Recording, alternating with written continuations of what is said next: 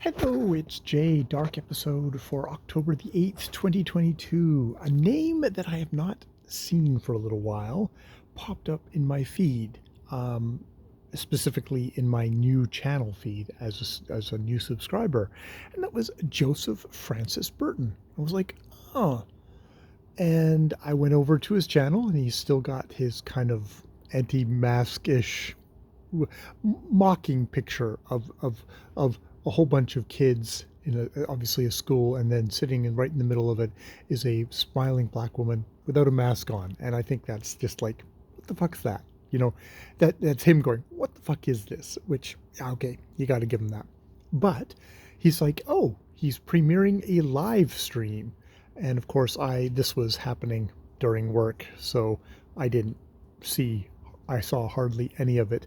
Just peeked in on little gaps of time that I had. But then, après work, I was able to watch it and enjoy him riffing off of Brandon Bookshelf, his philosophy of reading tag, which I really enjoyed shooting my mouth off at great length about a while ago, and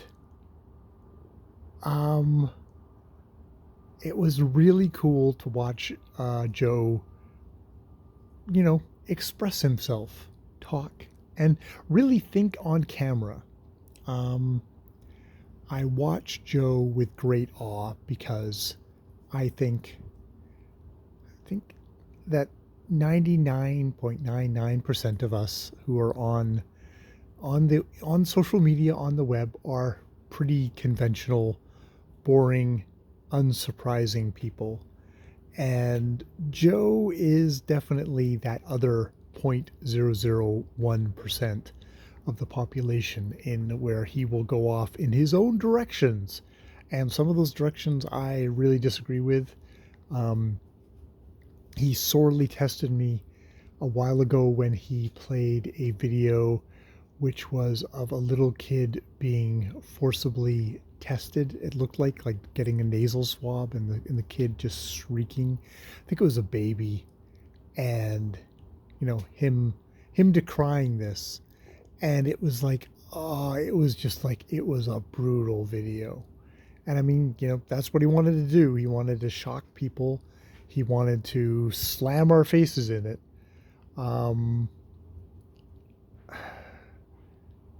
And I still disagree with him, but that was a tough video. But he's continued on. I resubscribed to him because each different channel that I have has new subscribers, has its own set of subscriptions to it, and I've sort of made my rule of, I will subscribe back to people when they kind of pop up and they're actually a part of my booktube experience again. And when Joe arrived on my doorstep, was like, oh, there's Joe, okay. And then just, watching his video, he's very, a very opinionated, irascible, eccentric, thoughtful guy who says it like he sees it, even if, and that just, even if it completely goes against everybody. And I mean, I think especially when it goes against everybody, he enjoys doing that. And yeah, he is one of those guys that makes this stupid, sometimes soul-crushing, mind-numbing experience of the internet worth it.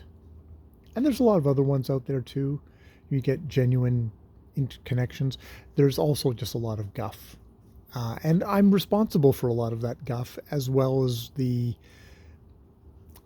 as well as I'm responsible for a lot of that guff. So I don't exclude myself in that. I think a lot of what we just unavoidably, a lot of the stuff we do is guff. It's funny. I'd say Joe's policy on a lot of stuff is he's leaving up his reviews of George Eliot. He's going through the works of George Eliot very, very slowly and very, very thoroughly, reading her journals alongside of them, really deep dive into George Eliot, which I've never read, so I've never particularly been interested in those videos. At some point, I will get interested in George Eliot inevitably, and then I will need to go back. Luckily, those are the videos that he keeps up. But he does tag videos where he just streams and he just kind of shoots off for a while, and then he deletes them after a day. So he edits himself. He edits his guff out, which is too bad because a lot of his guff is far more intelligent and thoughtful than the stuff that I really try to do. So yeah, this is just a dark episode to say, hey, Joseph Francis Burton, check him out. He will piss you off. He will make you think, and he'll do it with a grin on his face. All right, I've been Jay. More videos later.